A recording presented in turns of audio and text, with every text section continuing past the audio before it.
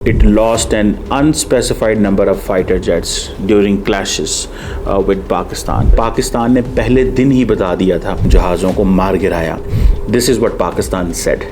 आपको याद होगा. There is a $78 billion defence budget. यानी कि 2 दिन इंडिया के जहाज हवा में नहीं उड़े क्योंकि रेक्टिफाई कर रहे थे. मानते हैं फिर इस बात को. हमारे दोस्तों को भारत में ये बात अच्छी नहीं लगेगी, पर it's not a question. Pakistan के ऊपर प्रेशर ये था कि आप इंडिया पे हमला ना करें. ये था पाकिस्तान के ऊपर प्रेशर. रैकी करनी शुरू कर दी. इंटेलिजेंस, सर्विलेंस, देखो दाएं बाएं हो क्या रहा है, इधर क्या कर रहे हैं. S-400 किधर पड़ा हुआ है. General, there's still one unanswered question since the incident between Pakistan and India, and that is whether or not Pakistan downed an Indian jet, or in fact more than that. Can you confirm? I think what is important is that not the jet being down, but why they were being down. But a jet, at least one jet why, was downed? Yeah. Why they were. So the good part is that we are able to understand the tactical mistake which we made, remedy it, rectify it, and then implement it again after 2 days, and flew all our jets, again targeting at long range, which I said. Pakistan claims 6 Indian jets were downed. Is it correct in that estimate? Absolutely incorrect, and that is not information which I said is important. What is important is why they went down. That is more important for us. And what did we do after that? That's more important.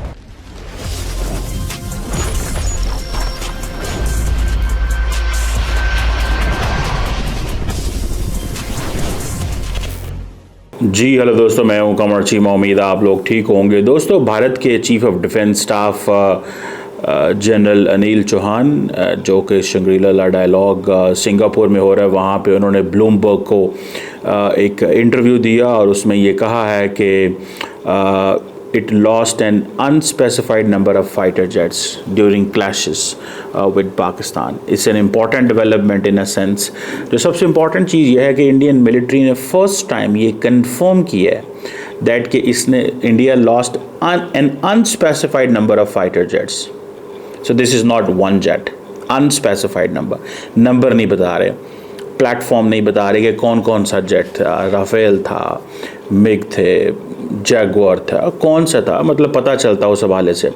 और इस 4 दिन के conflict के अंदर पाकिस्तान ने पहले दिन ही बता दिया था कि इंडिया के जहाज़ जो हैं वो उड़े और पाकिस्तान ने उन जहाज़ों को मार गिराया. This is what Pakistan said. आपको याद होगा. पहली बात. दूसरी बात यह है कि अनिल चौहान ने एक इम्पॉर्टेंट सवाल उठाया. उसने कहा what is important is that not that the jet being downed, but why they were being down. अब इसको ज़रा समझिएगा. वो ये नहीं है कि जेट डाउन हो गए हैं, क्यों हुए हैं. पाकिस्तान का सवाल ये नहीं है कि क्यों हुए हैं, ये आपका इंटरनल सवाल है. पाकिस्तान का ये दुनिया को आपकी इस चीज़ से गर्ज नहीं है कि क्यों डाउन हुए हैं. पाकिस्तान का सिर्फ क्लेम है डाउन हुए हैं. जो डाउन क्यों हुए हैं ये आपकी इंटरनल इंक्वायरी है. सारी बात है. इंडियन एयरफोर्स बड़ी प्रोफेशनल एयरफोर्स है. इंडिया का बहुत $78 अरब का बजट है. There is a $78 billion defence budget.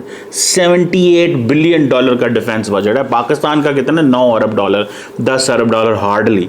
सो हमसे आप देख लें 8 गुना कितना बजट उनका ज़्यादा, 7 गुना ज़्यादा बजट है पाकिस्तान से. 7 times more than Pakistan defence budget है इंडिया का. अब वो कहते हैं कि क्या है, जरा सुनिएगा. ये उन्होंने एक ब्लूमबर्ग टीवी है उसको दिया है. उन्होंने कहा जी पाकिस्तान के क्लेम दैट उनके 6 प्लेन डाउन हुए हैं एब्सोल्युटली इनकरेक्ट. ये इनकरेक्ट है. और दूसरा उन्होंने ये भी कहा कि ये उन्होंने नहीं बताया कि कितने जेट्स डाउन है, how many jets were down, ये नहीं बताया, लेकिन ये उन्होंने कहा है कि jets were down. Why they were down, what mistakes were made, they are important. Numbers are not important. The good part is that we are unable to understand the tactical. We were able to understand the tactical mistake which we made. Remedy it, rectify it, and then implement it after 2 days. यानी कि 2 दिन India के जहाज़ हवा में नहीं उड़े क्योंकि रेक्टिफाई कर रहे थे. मानते हैं फिर इस बात को. हमारे दोस्तों को भारत में ये बात अच्छी नहीं लगेगी, पर इट्स नॉट अ क्वेश्चन कि आप किसी को अच्छी लगती है किसी को बुरी लगती है. सवाल ये है कि पाकिस्तान पे हमला हुआ, पाकिस्तान ने हमले का जवाब दे दिया उसी वक्त. और मैं आपको यहाँ पे एक और बात बताऊं, आपको पता है पाकिस्तान पे बड़ा प्रेशर था जब पाकिस्तान ने ये 6 जहाज़ गिराए। अनिल चौहान कहते हैं नहीं गिराए 6, हम कहते हैं जी 6 जहाज़ गिराए। वो नंबर नहीं बता रहे, नंबर नहीं बता रहे, नंबर बता दें क्या फ़र्क पड़ता है। लेकिन असल चीज़ जो मैं आपको बताना चाहता हूँ जो है इसमें, पाकिस्तान के ऊपर प्रेशर ये था कि आप इंडिया पे हमला ना करें, ये था पाकिस्तान के ऊपर प्रेशर, जो मेरी असेसमेंट है। क्योंकि आपने पहले जहाज़ गिरा लिया, अब हमला क्यों करते हैं? आपने उनको बैटल स्पेस में, this is being called that the biggest air battle of the modern time, the biggest air battle. 125 जहाज हवा में है, that is known as the biggest air battle of the modern times. मानते हैं आप इसको? Biggest air battle.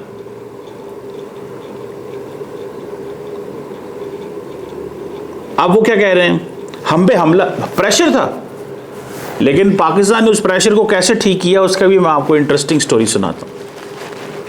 Pakistan ने जवाब तो देना ही देना था, लेकिन पाकिस्तान ने उस प्रेशर को भी वैल्यू देनी थी। जो ममालिक पाकिस्तान को कह रहे थे आप हमला ना करें, अब एस्केलेट ना करें, उन्होंने एस्केलेट किया, आपने जहाज गिरा लिया, अब कुछ ना करें। लेकिन वो पाकिस्तान का जवाब नहीं था, वो तो पाकिस्तान ने डिफेंस में किया था। जो हमला करने आए थे उनको हिट किया, दैट वाज अ डिफेंस। अभी उस हमले का जवाब तो रहता था। समझ रहे हैं आप बात को? No, that is important. अब फिर क्या होता है कि पाकिस्तान ने छोटे छोटे ड्रोन्स भेजने शुरू कर दिए, रैकी करनी शुरू कर दी, इंटेलिजेंस, सर्विलेंस, देखो दाएं बाएं हो क्या रहा है, इधर क्या कर रहे हैं, S-400 किधर पड़ा हुआ है। जैसे ही इनकी एयर बेसिस और इधर पाकिस्तान ने ड्रोन्स भेजने शुरू कर दिए, उन्होंने भी ड्रोन भेजे। अब इंडिया का क्या था और पाकिस्तान का क्या था? इंडिया और पाकिस्तान के जरा माइंडसेट में फ़र्क देखिएगा। जब इंडिया के अंदर ड्रोन जाएगा तो इंडियंस क्या कहेंगे? मानेंगे नहीं। हुकूमत कहेगी नहीं नहीं नहीं नहीं नहीं, ताकि अवाम को बता सकें कि हम इतने काबिल हैं कि हम उनके ड्रोन को आने ही नहीं देते। अगर पाकिस्तान के अंदर ड्रोन आ जाएगा तो पाकिस्तानी फौज कहेगी हाँ आ गए हैं, ड्रोन आ गए हैं, ये देखें आ गए हैं, ये पिंडी में है, ये लाहौर में है, ये हमने मार गिराया है। इंडियन फौज जो है वो हुकूमत नहीं मानती थी। उसकी वजह क्या है? क्योंकि इंडिया नेशनल सिक्योरिटी को, डिफेंस को यूज करता है इलेक्टोरल गेन्स के लिए, इलेक्टोरल पॉलिटिक्स के लिए। पाकिस्तान में पॉलिटिकल पार्टीज को ये अलाउड नहीं है कि वो फौज को इस्तेमाल करें। यहाँ पे फौज को होता है कि वो सियासतदानों को इस्तेमाल कर दे। ठीक है ना जी, उल्टा है थोड़ा सा काम। So the point here is, हम विक्टिम बन गए, वो एग्रेसर बन गए। सो भेज ये ड्रोन रहे थे, लेकिन वो एक्सेप्ट नहीं कर रहे थे। जब उन्होंने दोबारा पाकिस्तान पे हमला किया, ये फील करते हुए कि ये हमारी एयर बेसिस पे हमला कर रहे हैं, तो हम इनको हमला अटैक करते हैं इनकी एयर बेसिस पे। मोदी साहब ने कहा हाँ करो अटैक। द मोमेंट उन्होंने अटैक किया, पाकिस्तान के पास मजीद रैशनलाइजेशन हो गई, मजीद पाकिस्तान के पास चांस आ गया और उन्होंने कहा होना सी हो। अब हमने किसी को पूछना नहीं है। क्यों? कि पहले क्या था, आप ना करें, आपने जहाज गिरा लिए हैं, आप ना करें। सो पाकिस्तान वाज प्रोवोकिंग देम, और वो उस प्रोवोकेशन का हिस्सा बन गए। क्यों? बिकॉज उनके पास बहुत ज़्यादा एयर पावर है, रिसोर्सेज हैं, पैसा है, सारा कुछ है। हम क्या समझते हैं पाकिस्तान के? ऐसी की तैसी, फलान ताड़ी टमकान है, कर देंगे, वो कर देंगे, फाड़ देंगे, चक देंगे, तर देंगे। आप बात समझ रहे हैं इस चीज़ को? So that is something very very significant चीज़ है भाई साहब। ये बहुत सिग्निफिकेंट चीज़ है। ठीक है जी। अब सारे के सारे वो क्या कह रहे हैं कि अब इंडिया के मैं मीडिया को देख रहा हूं, वो क्या कह रहे हैं? 6 जेट्स इनकरेक्ट बताते भी नहीं है। या तो बता दें ना, पहले मानते नहीं थे, अब मान गए हैं। अब नंबर नहीं बताते, नंबर भी कोई महीने 2-3 बाद बता देंगे। पर जिनको पता करना है, अमेरिका को पता है, फ्रांस को पता है, पाकिस्तान को पता है, रशिया को पता है, चाइना को पता है, दुनिया की बड़ी ताकतों को सबको पता है। नहीं पता तो भारत की आवाम को नहीं पता, और पाकिस्तान की आवाम को भी पता है। भारत की आवाम को क्या? अब बहुत सारे लोग हमसे पूछते हैं ऑपरेशन सिंदूर तो चल रहा है। बिल्कुल चल रहा है भाई। क्यों चल रहा है operation Sindoor? Why is it going on? क्यों? ओ भाई इसलिए चल रहा है, द रीजन दिस की लॉजिक भी तो समझे ना, ऑपरेशन सिंदूर की, ऑपरेशन सिंदूर की लॉजिक भी तो पूछे ना। वो इसलिए कि नैरेटिव क्या देना है आवाम को, what will be the narrative. The narrative is clear कि हम मारेंगे इनको, छोड़ेंगे नहीं, पकड़ लेंगे, उड़ा देंगे, रख देंगे, तर देंगे, चुक देंगे, ऐसा हो रही है। उधर से पाकिस्तान क्या कर रहा है, खामोश बैठे हुए आराम से, दोस्तों को शुक्रिया अदा करके बैठ गए। अगर जो मैंने आपको क्या कहा था कि नरेंद्र मोदी साहब कहते हैं वो मेरी गोली आएगी, रोटी खाओ नहीं तो गोली आ रही है, वो क्या है, नैरेटिव। पाकिस्तान के वजीर आज़म ने जवाब ही नहीं दिया।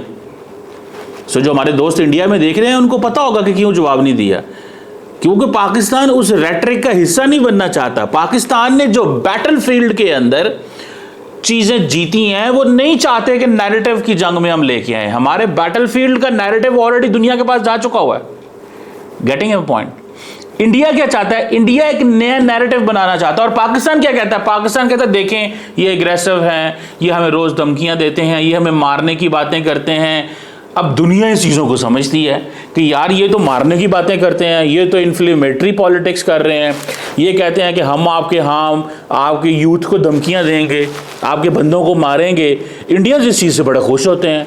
पाकिस्तान इस चीज़ को इंटरनेशनल कम्युनिटी के पास लेके जाता है, लुक हम तो यहाँ पे हम बहुत सख्त एनवायरनमेंट में रह रहे हैं। आप समझ रहे हैं। सो पाकिस्तानी वज़ीर आज़म कभी भी जवाब नहीं देगा, पाकिस्तानी वज़ीर आज़म कभी भी जवाब नहीं देगा, क्योंकि उसको पता है यार ज़रूरत ही कोई नहीं जवाब देने की। किस चीज़ का जवाब दूं मैं मोदी साहब को। जवाब देना था 6-0 से, जवाब पाकिस्तान कहता 6-0, इंडिया कहता नहीं, एब्सोल्युटली इनकरेक्ट। अब मुझे ये बताएं कि ये अनिल चौहान साहब ने ये जो इंटरव्यू दिया है, दैट वाज ऑल प्लान्ड, ये प्लान्ड इंटरव्यू था। जैसे पाकिस्तान ने कल इंटरव्यू दिया ना, पाकिस्तान के जो थे chairman joint chief of staff ने कल इंटरव्यू दिया था, किस चीज़ का, कि जनाब the India and Pakistan forces are almost reach to the pre 22 April position and situation. तो मैं यही तो कह रहा था कि अगर फौजें प्री 22 अप्रैल पे चली गई हैं, मोदी साहब कह रहे हैं ऑपरेशन सिंदूर जारी है, ये क्या चीज़ है। या तो फौजें रखें ना बॉर्डर पे, या तो लड़ाई करें। अब अमेरिका ने कराया सीज फायर, मानते भी नहीं है। अब डोनाल्ड ट्रंप ने कल रात को भी कहा है, डोनाल्ड ट्रंप ने कल रात को कहा है कि मैंने इनको कहा था मैं तुम्हारे साथ कारोबार नहीं करूंगा, जो गोलियां चलाते हैं, जो लड़ते हैं, मैं उनके साथ कारोबार नहीं करूंगा। अब इंडिया को इस चीज़ की बड़ी प्रॉब्लम आ जाती है कि यार हमने फॉरेन पॉलिसी यूज़ करते हैं अपनी प्रोफाइल ऊंची करने के लिए, अपने आप को दुनिया के सामने बताने के लिए, अपने लोगों के सामने बताने के लिए। देखो इंडिया को कितनी डिप्लोमेटिक कामयाबियां हासिल हुई हैं। You got it. आपको बात समझ आ रही है कि हमें कितनी कामयाबियां हुई हैं, जबरदस्त कामयाबियां हुई हैं, कमाल की कामयाबियां हुई हैं। ठीक है जनाब, तो अब क्या किया जाए। अब बातें तो ऐसी हैं ना, ठीक है। सो मुझे ऐसा लगता है, what I understand, that the government of India foreign policy को, मैंने आपको थोड़े दिन पहले कहा था कि foreign policy, national security, Rafale, S-400, this that, टक टक पक पक, ये दिखाया जाता है इंडिया के लोगों को। हम बहुत नेक्स्ट लेवल की चीज़ें हैं, विच इज़ देयर। अच्छा है, अपना दिफा मजबूत होना चाहिए, अपना दिफा मजबूत होना चाहिए, which is India's right, India को करना चाहिए।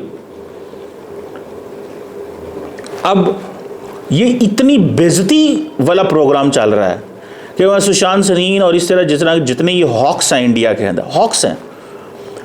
देखिए मैं आपको बात बताऊँ, मैं ना I will say 98 times piece, 2 time मैं भी एग्रेशन चाहता हूँ अगर मेरे पे हमला होगा। लेकिन there are people in India and then definitely there are people in Pakistan those who want 100 time aggression. ये सुशांत सिंह जैसे लोग जो हैं, ये 98% क्या मार दोगे, पाकी फलाना, गालियां गलोच। अब जो मीडिया लैंडस्केप पे आके सारा दिन आग उगलते हैं, अब वो इंडियन एयरफोर्स परफॉर्म नहीं कर सकी, अब वो कहेंगे हमने पीएफ को ये कर दिया। भाई पीएफ आपका मुकाबला नहीं कर सकते, हम तो यार कमजोर हैं। आपके पास तो दुनिया की सबसे बड़ी, क्या इंडिया के डिफेंस मिनिस्टर राजनाथ सिंह दुनिया की लीडरशिप को नहीं कहते पाकिस्तान को आपने वेपन नहीं देने? क्या डेनिश को, क्या डेनमार्क की गवर्नमेंट को नहीं कहा गया कि पाकिस्तान को वेपन न दें? क्या डेनमार्क की गवर्नमेंट के ऊपर इंडिया ने नहीं कहा कि आप टेरर स्पॉन्सरिंग कंट्री को वेपन देते हैं? 5% आई थिंक पाकिस्तान के वेपन वहां से आते हैं। तो दुनिया ने, डेनमार्क ने क्या कहा है आपको? डेनमार्क को बड़ा गुस्सा है कि आप हमें क्या कहते हैं? क्या दुनिया का कोई मुल्क पीछे हट गया? सवाल है ना, सवाल है कि नहीं है भाई? सवाल तो है ना। अब मुझे ऐसा लगता है, मुझे ऐसा लगता है that the government of India को चाहिए कि वो अपना काम करें, बिजनेस करें, लोगों को ये करें, लेकिन यार ये वॉर मॉन्गरिंग तो ना करें ना। लड़ाई हर वक्त हम छोड़ेंगे नहीं, हम बहुत बड़े, हम बांग्लादेश की ऐसी तैसी कर देंगे, नेपाल की क्या औकात है, मालदीव्स को ठोक दो, मार दो, उठा लो, भाग जाओ। और बुलिंग करने से कौन आपकी बात सुनेगा यार? ये कॉम्प्लेक्स इंटरडिपेंडेंस का ज़माना है। इंडिया के साथ चाइना का बॉर्डर लगता है, दुनिया सारी भाग के चाइना पहुंच जाएगी। आपको गले लगा के लोगों को अपनी इज्जत बनानी पड़ेगी, जैसे चाइनीज कर रहे हैं। आप घर में मारने की बातें करते हैं, बाहर जाके आप जफियां डालने की बात करते हैं, खित्ते में कहते हैं नहीं पाकिस्तान दी ऐसी तैसी, बांग्लादेश तो हड्डी छड़ांगे नहीं, तानो उसी बंगाली हो, हसीना वाजिद को निकाल दिए, तुम हमारी बात नहीं मानती, ये हम आप ये कर देंगे, ओए मालदीव्स, ओए बंदा बन जाता हूँ। श्रीलंका के साथ भी ऐसे ही था। India will have to rethink its approach. India को अपनी अप्रोच को सोचना, रीथिंक करना पड़ेगा। लेकिन I am giving you free advice दे रहा हूँ आपको, बहुत अच्छी सी, बगैर पैसों की एडवाइस दे रहा हूँ यार इंडिया को। प्राइम मिनिस्टर मोदी ये जो रैट्रिक कर रहे हैं, ये rhetoric is not something, it is not going to be very very important. मुझे नहीं लगता कि ये कोई रैट्रिक उनके काम आएगी। उनको चाहिए कि वो पाकिस्तान को और इस खित्ते को साथ लेके चलें। मैं देखें कितनी आपको अमन की बात बता रहा हूँ, लेकिन अमन नहीं ना पसंद लोगों को। ये काट दो, आसम मुनीर का सर उतार के लेके आओ, फलाने का ये करके ले आओ, उसका ये कर दो, आग लगा दो, मौत नंगा नाचेगी। आपको बातें ये लोगों को अच्छी लगती हैं? लोग तमाशबीन हैं। लार्जली दुनिया, इस खित्ते के अंदर जो लोग हैं तमाशबीनी करते हैं, नफरत और आग और इस चीज़ को। लेकिन अगर अमन की बात करें, रैशनल आर्गूमेंट बात करेंगे, तो लोग नहीं रैशनल हमें नहीं चाहिए। वो जो ये कहते हैं ना कि आग लगा दो, काट दो, मार दो, वो सच्चे हैं। उनको पता है खित्ते के अंदर 70-80% तो लोग जाहिल हैं। तो जाहिल हमारे वो हैं, कस्टमर हैं। पढ़े लिखे बंदे को कस्टमर बनाना मुश्किल काम होता है ना, बिकॉज वो क्वेश्चन करता है, काउंटर क्वेश्चन करता है, वो रैशनल होता है, आर्गूमेंटेटिव होता है। आपको अगर अच्छी बात करेंगे तो थोड़ी देर सुनेगा, गलत बात करेंगे तो नेक्स्ट चला जाएगा। People don't have time to watch, to know अक्लमंद बातें। अगर आप सही बात नहीं करते तो लोगों के पास टाइम नहीं है। तो आप देख रहे हैं इस बात को।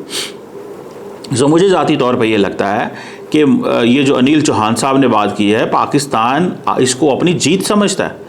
जो कल अभी अनिल चौहान कहते हैं कि जहाज़ गिर गए, जो हैं, क्या नाम है उनका यार, वो जो हैं, जो इंडिया के एयर चीफ हैं, वो कल कंप्लेन कर रहे थे। आप बात समझ रहे हैं? हर कोई तो लगा हुआ है, हर कोई तो कह रहा है कि भाई तुमने क्या किया, ज़रा हमें बताओ ना, थोड़ा सा एक्सप्लेन तो करो।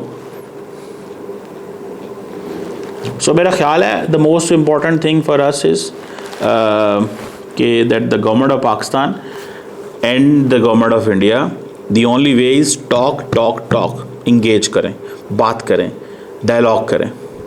नरेंद्र, मैं इवन 6-0 बैटल एयर पाकिस्तान के अंदर इस वक्त जश्न हो रहे हैं कि पाकिस्तान की जो फ़ौज ने बोला था वो सच बोला था। जब हमने कहा था जहाज़ गिरा दिए हमने रफ़ेल इनके, 1 गिरा दिया, 2 गिरा दिए, 3 गिरा दिए, 4 गिरा दिए, 5 जहाज गिरा, 6 गिरा।